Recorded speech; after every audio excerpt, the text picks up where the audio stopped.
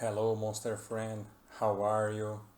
In the previous pill, I talked about concatenation, and in this pill, now I'm going to bring you some more concatenation options.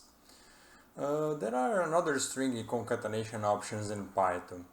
We have already seen two strings being added with a plus sign.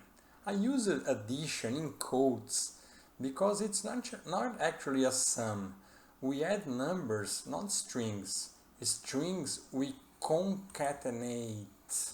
Look, data monster using this plus sign. But okay, it was the first time you saw the subject. It's okay to be didactic and understand it that way initially. By the way, Python is so practical that not even the plus sign is necessary.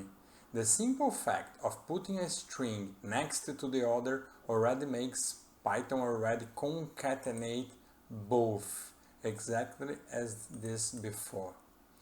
But we can also use the multiplication sign to repeat the strings and concatenate them into a single string. It's important to remember one string to concatenate is to put a lot of strings, one, two or three or several, inside of one string. Lastly, just out of curiosity, since we use plus signs and times, do minus and division signs make any sense with strings? The answer is no.